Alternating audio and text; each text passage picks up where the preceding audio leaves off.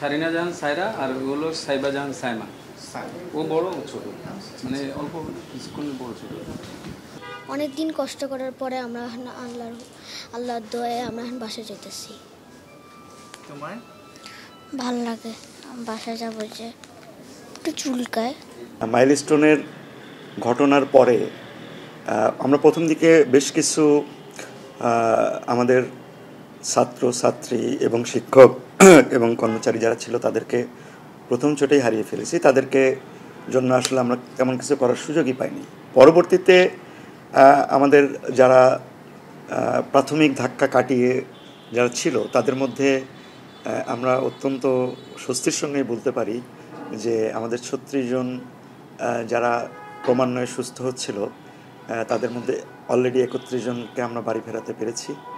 5 জন ছিল, এই 5 জনের মধ্যে আজকে 2 জন খুবই বিখ্যাত 2 জন, কারণ ওরা ছিল যমজ বোন এবং ওদের সম্পর্কটা এমনই ছিল যে বোন কিন্তু একজন প্রায় মাসখানেক আগেই সুস্থ হয়ে গেছে, সে কিন্তু বাড়ি যেতে পারত, কিন্তু আরেক বোন তার সুস্থ না হওয়ার কারণে সে যেতে পারেনি। এবং এই ক্ষেত্রে আমাদের আরেকটা যে জিনিসটা খুব ইমোশনাল একটা ব্যাপার, যে 33%-এর সাইবা যেটা সাইরা 30% বাড়ানো হয়েছিল যে সাইরা, তার কিন্তু মানে আমরা তাকে নিয়ে আমরা খুব কয়েকটা বার আমরা খুব একটা প্রবলেমের মধ্যে ছিলাম। কিন্তু ওকে যখন আমরা আইসিইউতে নিচ্ছিলাম বা অন্য জায়গায় নিচ্ছিলাম, তার বোন যে সাইমা সেও কিন্তু তার সাথে থাকতে চাচ্ছিল। তাদের বক্তব্য একটা ছিল যে তারা একই সঙ্গে থাকবে। তো এই ইমোশনাল পয়েন্টটাকে আমরা আসলে চিকিৎসার পাশাপাশি মাঝে মাঝে আমাদের এই ইমোশনাল পয়েন্টগুলো দেখতে হয়। আমি সাইমা সারার আম্মু। প্রথমে আমি মহান আল্লাহর দরবারে লাখো শুকরিয়া যে আমার মেয়েদেরকে আল্লাহ এরকম করে দিছে। এরপরে হচ্ছে ডাক্তার, নার্স, ওনারা অনেক পরিশ্রম করছে, ফিজিওথেরাপিস্ট, ওনাদের আর অবদানের তুলনা নাই। আমি আর কি বলবো, আমার আর এখন মুহূর্তে বাসায় প্রকাশ করার কিছু নেই। ওরা যে সুস্থ হয়ে আমার কাছে ফিরে আসছে এটার জন্য আমি লাখো শুকরিয়া মহান আল্লাহর দরবারে। আলহামদুলিল্লাহ। আসসালামু আলাইকুম। তো আমরা আলহামদুলিল্লাহ দীর্ঘ প্রায় 3 মাস পরে, 3 মাসের কাছাকাছি হয়ে গেছে, 3 মাস পরে ওদেরকে, হ্যাঁ প্রায় 100, হ্যাঁ রাইট, 3 মাসের বেশি হয়ে গেছে ইনফ্যাক্ট। তারা বাড়ি যাচ্ছে আজকে। তবে একটা জিনিস আমরা বলবো যে এই বাড়ি যাওয়াটা শারীরিকভাবে যতটা স্বস্তিকর ব্যাপার, মানসিক যে বিষয়টা সেটা কিন্তু এখন পর্যন্ত যথেষ্ট তারা সংবেদনশীল। আমরা আমাদের তরফ থেকে, আমাদের হসপিটালের ইনস্টিটিউশনাল যে তরফ, সেখান থেকে কিন্তু তাদের মানসিক এই যে ব্যাপারটা সেটার দিকে আমরা নজর দিয়েছি। আমরা পরিবারের সঙ্গেও এভাবেই বলবো যে তারা কোনোভাবেই যেন মানসিকভাবে কোনো পর্যায়ে যেন তারা কোনো কষ্টের শিকার না হয়, কারণ আরও দীর্ঘ সময় তারা এই মানসিক ট্রমার মধ্যে থাকবে। মেন্টাল ট্রমাটা, বার্নের পোস্ট বার্ন আমরা যে একটা ডিসঅর্ডার হয়, এই ডিসঅর্ডারটা কিন্তু খুবই মারাত্মক, বিশেষ করে বাচ্চাদের ক্ষেত্রে এটা অনেক বেশি হয়। এবং এই বাচ্চা দুইটা কেবলমাত্র ক্লাস 4-এ পড়ে। তাদের বন্ডিংয়ের কারণে আসলে তারা হয়তো মানে কিছুটা একে অন্যকে সান্ত্বনা দিয়েছে, কিন্তু যখন বাড়িতে যাবে, স্কুলের কথা মনে পড়বে, অন্যান্য স্মৃতিগুলো মনে পড়বে, তখন কিন্তু এই পোস্ট ট্রমাটিক স্ট্রেস ডিসঅর্ডারটা আবার যে কোনো সময় ফেরত আসতে পারত। এই বিষয়গুলোকে আমরা তাদের পরিবারের মানুষের সঙ্গে কথা বলবো, তারা যাতে যে কোনো সমস্যা হলে আমাদের সঙ্গে কথা বলতে পারে। এবং আরেকটা জিনিস খুবই গুরুত্বপূর্ণ, সেটা হচ্ছে যে এই বার্নের চিকিৎসা যে আমরা প্রাথমিকভাবে দিয়েছি, এর আমরা কিছু কিছু তার অটোমেটিক্যালি সেরে গিয়েছে, আর কিছু কিছু জায়গাতে কিন্তু আমাদের স্কিন গ্রাফট করতে হয়েছে। এই প্রত্যেকটি জায়গাতে পরবর্তীতে হাইপারট্রফিক স্কার হয়। এই হাইপারট্রফিক স্কারের জন্য কিন্তু চিকিৎসা লাগে দীর্ঘদিন। আমরা ইতিমধ্যে বেশ কয়েকটা প্রোগ্রামে আমরা বলেছি যে কমপক্ষে তাদেরকে 2 বছর সরাসরি আমাদের তত্ত্বাবধানে থাকতে হবে।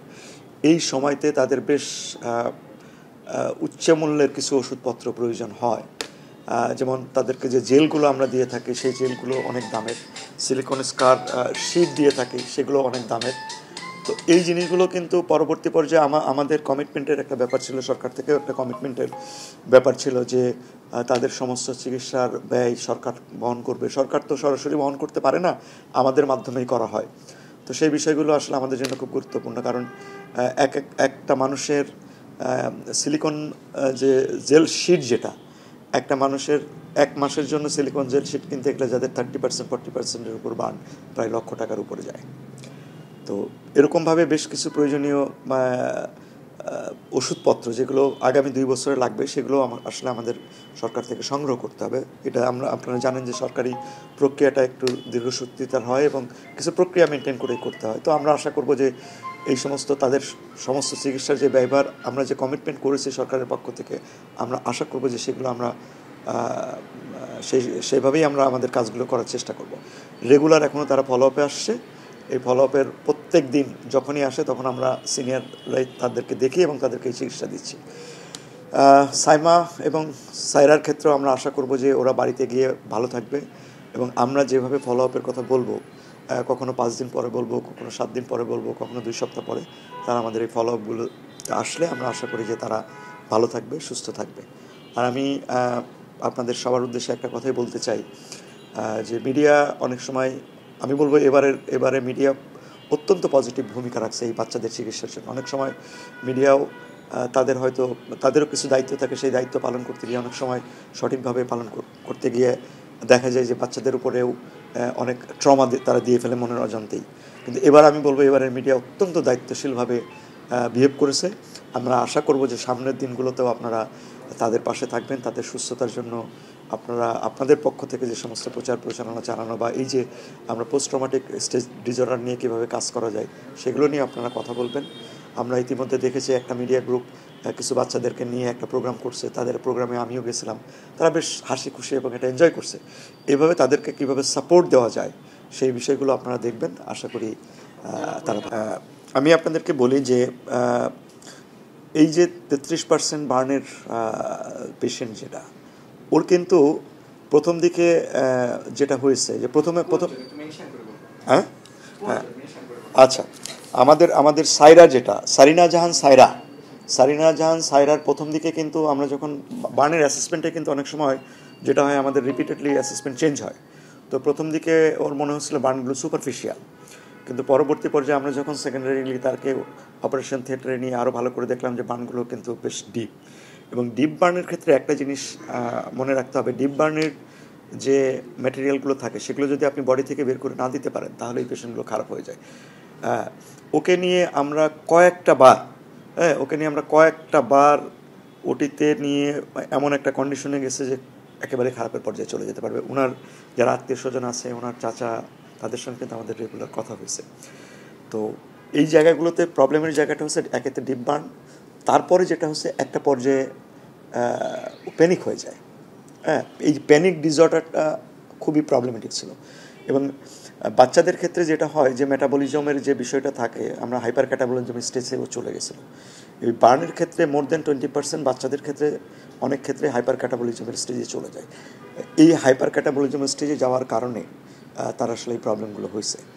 এবং তাকে প্রথমত তার নিউট্রিশনাল স্ট্যাটাস আমাদেরকে মেনটেন করতে হয়েছে, কারণ আপনি যখন অপারেশন করে চামড়া লাগাবেন তার যদি বডির নিউট্রিশনাল স্ট্যাটাস খারাপ থাকে, অপটিমাম না থাকে, তাহলে কিন্তু চামড়া লাগবে না। এবং ওদের শরীরে 30% পড়ে যাওয়ার পরে যেটা হয়, যে অংশটুকু থাকে তার সবটুকু কিন্তু আপনি ব্যবহার করতে পারেন না। ধরুন 30% পড়ে মানে একদম পুরে নষ্ট হয়ে গেছে, তারপরে যখন আপনি শরীরের অতিরিক্ত যে চামড়াটা নিচ্ছেন সেই চামড়া নেওয়ার ফলে আরও 30%-এর জন্য যদি আপনি 15% করতে চান তাহলে 45% হয়ে গেল, অর্থাৎ ঝুঁকিটা ক্রমান্বয়ে বাড়তে থাকে। তো এই জন্য আমাদেরকে অল্প অল্প করে তাকে হয়তো কোনো জায়গায় 5% নেওয়া হয়েছে, 5% নেওয়ার পরে আবার সে স্টেবল হয়েছে, স্টেবল 21 দিন পরে আবার আমরা নিয়েছি। নর্মালি এটাই করা হয় সমস্ত জায়গাতেই, সারা পৃথিবীতেই নিয়ম যে যাদের ম্যাসিভ বার্ন হয় তাদের ক্ষেত্রে আপনি একবারে সমস্ত অপারেশন করতে পারবেন না। অর্থাৎ বডিকে তাকে টাইম দিতে হবে, যে হিল করলো, টাইম দিলে সে সুস্থ হলো, আবার যে জায়গা থেকে আমরা চামড়া নিয়েছি 21 দিন পরে ওখান থেকেই আবার নতুন করে কিন্তু চামড়া নেওয়া সম্ভব। অর্থাৎ রিপিটেডলি, কারণ ওর শরীরে তো অনেক জায়গা নাই যেখান থেকে আমরা চামড়া নিতে পারি, সেই কারণে তার আসলে 117 দিনের এই ব্যাপারটা। আসলে মানে এই প্রক্রিয়াটার বিষয়টা হচ্ছে সার্জারি কিন্তু কয়েক রকমের। সেটা হচ্ছে প্রথমত ড্রেসিং, যেটাকে আমরা বার্নের ক্ষেত্রে আমরা সার্জারি বলে থাকি, আবার যেটা অপারেশন সেটাও করে থাকি। এদের বেশিরভাগ মানে এর ক্ষেত্রে 20 বারের অধিক তাকে অপারেশন থিয়েটারে আমাদের নিতে হয়েছে। তাকে 10 থেকে 12 বার তাকে আমাদের ওটিতে নিতে হয়েছে। তাকে আমি যে কথাটা আগেই বলেছি যে তার তো শারীরিক কন্ডিশন এখন কিন্তু পুরোপুরি স্টেবল, কিন্তু যে কথাটা বলেছি শারীরিক কন্ডিশন স্টেবল, কিন্তু যে সমস্ত জায়গাতে আমরা স্কিন র্যাপ করেছি, যে সমস্ত জায়গাতে তাকে কন্টিনিউয়াসলি তাকে ড্রেসিং করে করে তার হিল হয়েছে, সেগুলো কিন্তু হাইপারট্রফিক স্কার ডেভেলপ করবে ডেফিনেটলি বেশ কিছু জায়গাতে। সেই হাইপারট্রফিক স্কারটা কিন্তু খুব কষ্টদায়ক ব্যাপার। এইটাকে মেনটেন করবার জন্য আমরা একেবারে আমরা যে কথাটা আবারও বলি যে আগামী 2 বছর যাবৎ তার ফলো আপটা হবে একেবারে ভিগোরাস, মানে কোনো ধরনের কোনো নেগলিজেন্সির কথা বলা যাবে না, কোনো ধরনের কোনো রিল্যাক্টেন্সির কথা বলা যাবে না, ক্যাজুয়ালনেস এখানে দেখানো যাবে না। একেবারে হলিস্টিক ওয়েতে তাকে রেগুলার, তাদের দুজনকেই শুধু, বাকি যারা গেছে প্রত্যেকে আমরা কিন্তু প্রতিদিনই প্রায় কোনো না কোনো মাইলস্টোনের পেশেন্ট আমাদের কাছে আসে প্রতিদিন, কারণ আমরা তাদেরকে পর্যায়ক্রমিকভাবে করছি। ওদের ক্ষেত্রেও তাই স্মুথ রিকভারি যেটা অলরেডি হয়ে গেছে সেটাকে আমাদের মেনটেন করতে হবে, এবং একই সঙ্গে যে কথাটা আমি আবারও রিইটারেট করব যে তাদের মানসিক যে বিষয়গুলো সেগুলোকে খুবই সেন্সিটিভ ওয়েতে আমাদের দেখতে হবে। মহান আল্লাহর প্রতি প্রথমে কৃতজ্ঞতা জানাচ্ছি যে আমার মেয়েরা সুস্থ হয়ে বাড়ি ফিরতেছে। আর দ্বিতীয় কৃতজ্ঞতা হলো আমাদের national burn institute and plastic surgery ইনস্টিটিউটের মহাপরিচালক নাসিরুদ্দিন স্যার। সেকেন্ডলি হলো মাহবুব হোসেন স্যার, উনি হলো আমার সাইরার ছিলেন, চিকিৎসক ছিল, উনি অনেক পরিশ্রম করছে।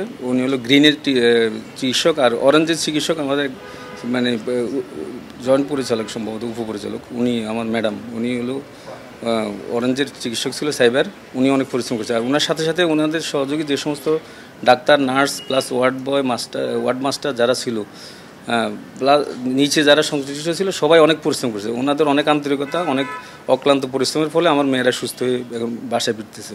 রাইট, মানে 36 সার্ভাইভাল, আমরা 36 সার্ভাইভালের মধ্যে 31 আজকের আগ পর্যন্ত তারা বাসায় ফিরে গেছে। আজকে 2 জন যাচ্ছে, আর 3 জন আমাদের থাকবে।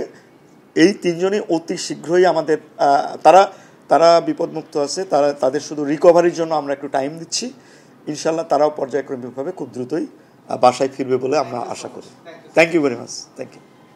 হ্যাঁ, এটা তো এই ট্র্যাজেডির কথা বলে তো আর শেষ করা যাবে না। এটা যে কী বলবো আপনাদেরকে, এটা ভাষায় প্রকাশ করার মতো না।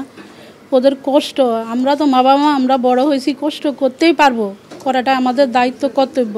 কিন্তু ওদের কষ্ট, 1 মিনিটের কষ্ট কেউ সহ্য করতে পারবে না। এরা যে কী পরিমাণ কষ্ট করছে প্রথম দিন থেকে, আপনাদেরকে আর কি বলবো। যাক, শুকর এই পর্যন্ত এরা আসছে, আমি শুক্রিয়া। যে 21 তারিখ তো আমি যখন স্কুলের মেন গেটে ঢুকবো, তখন আমি আওয়াজটা পাই। আওয়াজ পেয়ে দৌড়াই গেলাম, দেখি যে আমার মেয়েরা প্রতিদিন যেখানে দাঁড়ায় থাকে সেখানে ধাউ ধাউ করে আগুন জ্বলতেছে, টিনের চালের উপর দিয়ে ধোঁয়া চলতে, কালো ধোঁয়া।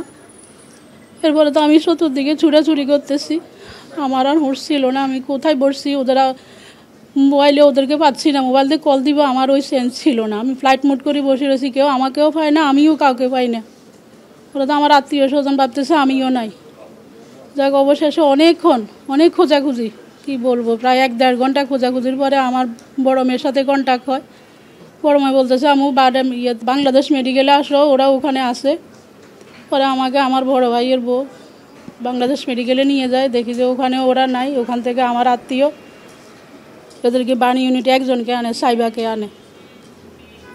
এরপরে আমরা গাড়ি করে এখানে আসলাম। সাইবাকে দেখার পরে ওরা ছিল চট্টগ্রামে, ও ইমার্জেন্সি ফ্লাইটে করে আসতেছে। ওর বন্ধুদেরকে বলছে, ওরা আসছে, আসি খোঁজাখুঁজি করে দেখে যে সাইরাও এখানে আছে। সাইমাকে পাওয়ার পরে সাইরাকে পাওয়া গেছে। ইমার্জেন্সিতে ওদের ড্রেসিং ব্যান্ডেজ চলতেছে। এরপরে তো আমরা আসি উপরে, ওরা 7 তলায় ছিল SDOতে 2 জনে। ওদেরকে সাইমাকে আনছে স্কুল থেকে, কে আনছে আমি জানি না, কিন্তু বাংলাদেশ মেডিকেল থেকে আমার বড় মেয়ে চাচা শ্বশুর ইসমাইল ভাই, ওনার নাম, উনি আনছে। আর সাইরাকে কে আনছে আমরা জানি না, বলতে পারবো না। তারপরে একজন ফোন দিছে, বলছে যে উনি মেট্রো রেলের কর্মী, উনি নাকি ওরে নিয়ে আসছে অ্যাম্বুলেন্সে করে, হয়তো আনছে বাংলাদেশ মেডিকেল থেকে। স্কুল থেকে আনছে এক টিচার, পরে খবর পাইছি স্কুল থেকে এক টিচারে বাংলাদেশ মেডিকেলে আনছে। বাংলাদেশ মেডিকেল থেকে এখানে অ্যাম্বুলেন্সে করে কার সাথে আসছে আমরা বলতে পারবো না। এখানে আসার পরে ওরে পাওয়া গেছে আর কি। হ্যাঁ, ফলো আপ থাকতে হবে, ওদের পিছনে অনেক সময় ব্যয় করতে হবে। ওদের প্রেশার গার্মেন্টস দিছে, ভ্যাজলিন, অলিভ অয়েল ইউজ করতে হবে। ডাক্তাররা তো অনেক সতর্কবাণী দিচ্ছে, দেখি আল্লাহ কী করে। ওগুলো চেষ্টা করতে হবে আমাদেরকে, নাও তো ওরা পুরোপুরি সুস্থ হয়ে বাঁচতে পারবে না। এগুলো করতে হবে ইনশাল্লাহ। স্কুল ওদের তো জীবন তো আর থেমে থাকবে না, যেভাবে ওদেরকে তো স্কুল নিতে হবে, ভর্তি করাতে হবে, পড়াশোনা আগের মতো চালু করতে হবে। ওনাদের আন্তরিকতা কোনো ঘাটতি ছিল না। ওনারা যথেষ্ট মানে সাপোর্ট দিয়ে আমাদেরকে এখানে যারা ভর্তি ছিল, আমি দেখছি কাছ থেকে, ওনারা অনেক আন্তরিকভাবে সাপোর্ট দিয়ে আমাদের রোগীদেরকে সুস্থ করছে। সুতরাং আমি মহান আল্লাহর প্রতি কৃতজ্ঞতা জানাচ্ছি। আর সেকেন্ডলি হলো ওনাদের আন্তরিক সহযোগিতার জন্য ওনাদেরকে আন্তরিক ধন্যবাদ জানাচ্ছি। আর আমরা বাসায় ফিরতেছি, এটার জন্য আমি অনেক কৃতজ্ঞ ওনাদের প্রতি। আর সামনে ওদের অনেক মানে দূর চিকিৎসা, অনেক লম্বা চিকিৎসা, এটার জন্য আমরা সরকার থেকে অনেক সাপোর্ট পাইছি। আমাদের এখানে ওষুধ থেকে শুরু করে যা যা দেওয়ার সরকার থেকে সাপোর্ট দিয়েছে, এমনকি আমাদের রেগুলার খোঁজখবর নিয়েছে। প্লাস স্কুল কর্তৃপক্ষও আমাদের খোঁজখবর নিয়েছে, রেগুলার আসছে আমাদের বাচ্চাদেরকে মানসিক সাপোর্ট দেওয়ার জন্য যা যা করার করছে। আমি যতটুকু দেখছি আমার থেকে জি ইনশাল্লাহ আমরা অনেক আমরা মানসিকভাবে হ্যাপি। আমার মেয়েরা মানে বেশ কয়েকদিন ধরে শোনার পর থেকে, ওদের ছুটি এই কথা শোনার পর থেকে ওরা অনেক আনন্দিত। বাসা যাবে, আত্মীয় স্বজনের সাথে দেখা করবে, তার সবাই আসবে, আবার তারা স্কুলে যাবে, নতুন করে স্বপ্ন দেখতেছে, অনেক খুশি, ওরা আনন্দিত, আমরাও আনন্দিত, আমাদের ফ্যামিলির সব আনন্দিত। বিশেষ করে আমার ওয়াইফ অনেক কষ্ট করছে, সে শুরু থেকে এই পর্যন্ত লং টাইম ওদেরকে সেবা দিয়ে আসছে, স্কুল থেকে শুরু করে এই পর্যন্ত। 21 তারিখে যখন ঘটনা ঘটলো বলছিলেন জি, হারাইছেন। আমি চিটগং অফিসে ছিলাম। চিটগং অফিসের জন্য 1:15-তে আমি খবর পেলাম, আমার 2nd মে থেকে ও ঢাকা ইউনিভার্সিটি পড়ে। ও আমাকে ফোন দিয়ে বলে যে আব্বু আমার আম্মুকে পাওয়া যাচ্ছে না, স্যারের আমাকে পাওয়া যাচ্ছে না, মাইলস্টোনের উপরে জানি কী পড়ছে, ওরা মনে হয় আহত। পরে এর ভিতরে আমি ফোন দিয়ে চেষ্টা করলাম যে ফোনে পাওয়া যাচ্ছে না ওরা আম্মুকে। পরে আমি আত্মীয় স্বজনের মধ্যে অনেক খোঁজখবর নিলাম, কেউ বলতে পারতেছে না ওরা কোথায় আছে। তখন আমি আশাহত হয়ে গেলাম যে মনে হয় ওরা আর নাই। এর ভিতরে টিভিতে দেখলাম যে মানে অনেক লোক, অনেক বাচ্চা মারা গেছে, অনেক গার্ডিয়ান মারা গেছে, প্লাস অনেক আহত, বিভিন্ন হাসপাতালে নিয়ে যাচ্ছে। পরে ওদেরকে 3 ঘন্টা খোঁজাখুঁজির পরে মানে আমার একজনকে পাওয়া গেছে বাংলার মেডিকেলে ইমার্জেন্সি। আমার বেআই ইসমাইল মজুমদার খিলকের থাকে, উনি প্রথম পাইছে। আর সাইরারে অন্যরা হাসপাতালে নিয়ে আসছে, national burn institute and plastic সার্জারিতে। পরে ইমার্জেন্সিতে এসে 2 জন একসাথে পাওয়া গেছে, 2 জনকে। না, আমাদের প্রতিটা দিনে অনেক মানে শঙ্কার ভিতরে ছিল আর কি। ডাক্তাররা সাইরার যে 30% ছিল ওটা নিয়ে ওনারা অনেক সময় অনেক কথা বলছে, প্লাস ওনারা সঠিকভাবে কিছু বলতে পারেনি। কারণ আমাদের চোখের সামনে অনেক বাচ্চা, ওদের ক্লাসমেট মারা যাচ্ছে, অনেক বাচ্চার চিৎকার আত্মনাদ, আমার বাচ্চাদের চিৎকার আত্মনাদ, আমাদের আসলে প্রতিটা দিনে গেছে অনেক কষ্টে। আর আমরা আসলে শঙ্কা ছিলাম যে কতটুকু কী হয়, কারণ ডাক্তার যারা আছে ওনারাই সঠিকভাবে কিছু বলতে পারতেছে না, কারণ পোড়া রোগীর বিষয় ওনারা আসলে সঠিকভাবে কিছু বলার মতো নিশ্চয়তা দিতে পারে না। যাক, আমার নাম মোহাম্মদ ইয়াসিন মজুমদার, আমাদের গ্রামের বাড়ি কুমিল্লা 14 গ্রাম, বাতিশা ইউনিয়ন কুলিয়ারা, আর আমি উত্তরায় থাকি। আর আমার ওয়াইফের নাম হলো আকলিমা আক্তার রাখি। আমরা মানে আমাদের একই এলাকায় বাড়ি, মানে কুমিল্লা 14 গ্রাম গুণবতী বাড়ি ওদের। থ্যাংক ইউ আপনাদেরকে। জি, সবাইকে আন্তরিকভাবে ধন্যবাদ। ইনশাল্লাহ দোয়া করবেন আমার মেয়েদের জন্য, আর দেশবাসীর প্রতি দোয়া চাই যাতে ওরা সুস্থ হয়ে ভালো হয়ে আবার ক্লাসে ফিরতে পারে এবং সুস্থ হয়ে যাতে সামাজিক কার্যক্রম অংশগ্রহণ করতে পারে বড় হয়ে ইনশাল্লাহ। এই আর বাকি কথা হলো যে আমাদের যারা আহত হয়ে বা চলে গেছে বাসায়, আমরা যারা এখনও এখানে আরও 3 জন আছে, সবাই যাতে সুস্থ হয়ে সবল হয়ে ইনশাল্লাহ ভালোভাবে তাদের সামাজিক বা পড়ালেখা, বাস্তব জীবনে ফ্যামিলির সাথে সবাই যাতে ভালোভাবে থাকতে পারে, এটার জন্য আমরা মানে আল্লাহর কাছে, মহান আল্লাহর কাছে দোয়া রইল, শুভকামনা রইল সবার জন্য ইনশাল্লাহ। আর যারা মারা গেছে তাদের জন্য মানে রুহের মাগফিরাত কামনা করছি ইনশাল্লাহ।